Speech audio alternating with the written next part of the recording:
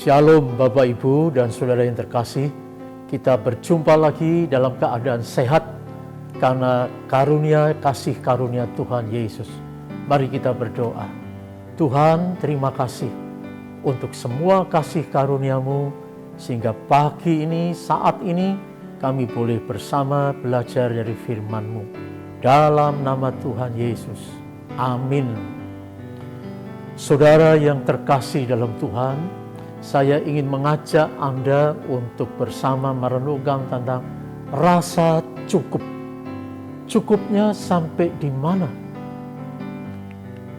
Menarik sekali bila kita membaca 1 Timotius 6 ayat 6 sampai 8. Demikian.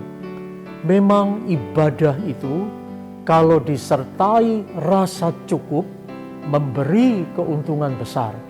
Sebab kita tidak membawa sesuatu apa ke dalam dunia dan kita pun tidak dapat membawa apa-apa keluar. Asal ada makanan dan pakaian, cukuplah. Ayat ini membuka mata kita bahwa saat ini ada orang Kristen yang rajin beribadah tapi disertai motivasi untuk mendapat berkat lebih besar, untuk mendapat keberhasilan dan kemajuan dalam bisnisnya.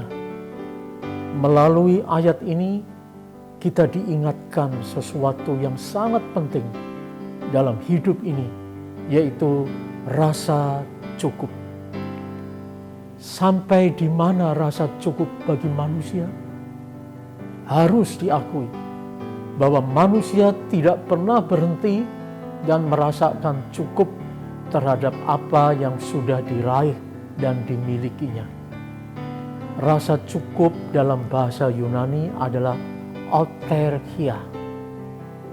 Hal ini terbentuk dari kerangka berpikir dan kesadaran bahwa rasa cukup itu baru bisa dinikmati bila seseorang terbebas dari pengaruh dan iming-iming dunia luar yang selalu menggodanya.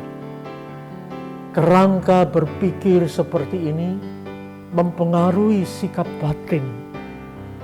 Perlu diingat bahwa siapapun yang merasa bahwa apa yang ia sudah miliki dirasa selalu belum cukup, maka orang yang demikian ini akan selalu terus merasa kurang. Hal ini menyebabkan ia selalu tidak pernah merasa cukup. Sikap batin dan kerangka berpikir yang bagaimana yang harus kita miliki supaya bisa merasa cukup. Pertama, menerima dan mensyukuri apa saja yang sudah dimiliki sebagai berkat dari Tuhan. Karena rasa syukur terhadap apa yang sudah kita miliki memampukan untuk tidak membanding-bandingkan dengan apa yang orang lain miliki. Keinginan membanding-bandingkan menyebabkan orang tidak akan pernah merasa cukup.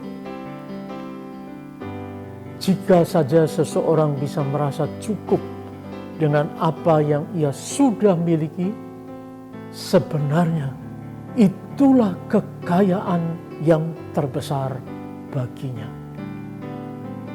Kedua, ayat tadi mengajak kita mengingat bahwa kita datang ke dalam dunia dengan tidak membawa sesuatu.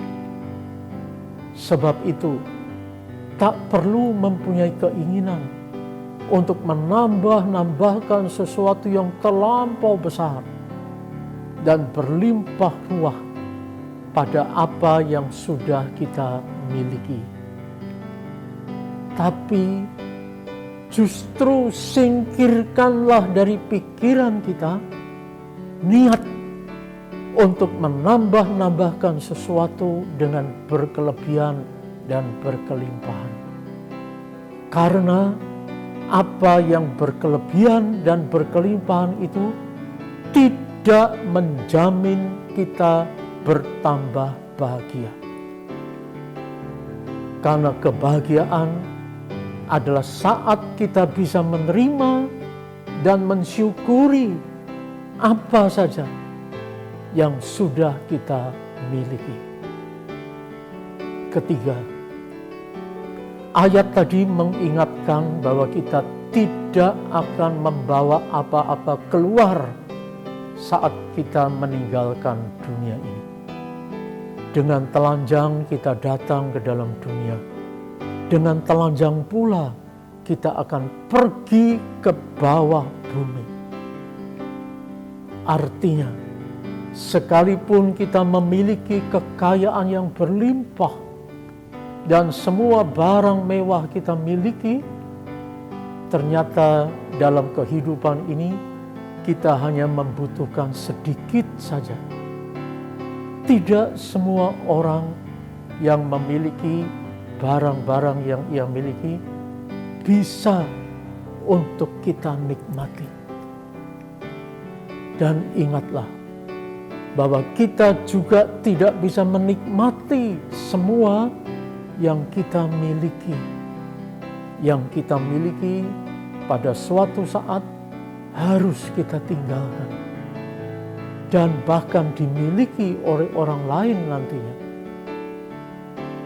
Keempat, kita diingatkan untuk menyadari bahwa asal ada makanan dan pakaian cukuplah.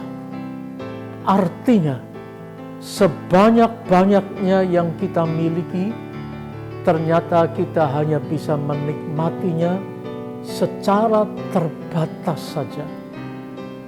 Kita bisa membeli banyak macam makanan yang enak-enak dan pakaian yang bagus-bagus. Tapi tidak mungkin semua itu kita makan.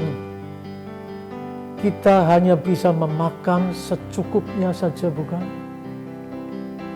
Apa saja yang melebihi dari batas kecukupan malah akan mendatangkan malapetaka dan penyakit bagi diri kita sendiri. Terlalu banyak makan, kita bisa sakit. Kita bisa mempunyai banyak pakaian, tetapi tidak mungkin semua pakaian yang kita miliki bisa dipakai bersamaan. Harus dipilih satu, sedang yang lain ditaruh di dalam lemari. Lewat makanan dan pakaian ini, kita disadarkan bahwa yang bisa kita nikmati cuma dalam batas secukupnya saja. Dari uraian tadi, kita bisa menyimpulkan bahwa rasa cukup terjadi bila kita mampu dan mau melepaskan diri dari perhambaan benda-benda duniawi. Kekayaan sejati bukan terletak pada benda yang mati itu, tapi terletak dalam ikatan kasih dan persekutuan dengan Allah dan sesama. Sedang milik kita yang berharga adalah ikatan batin dalam iman dan kasih kepada Allah yang kita sembah dalam Yesus Kristus. Marilah kita pupuk dan kita pelihara milik kita yang berharga ini. Dan jangan ditukarkan, apalagi ditinggalkan dan dibuang begitu saja. Dan ingatlah, hanya ini yang bisa kita bawa untuk berjumpa dengan Allah. Yang lain harus kita tinggalkan. Amin.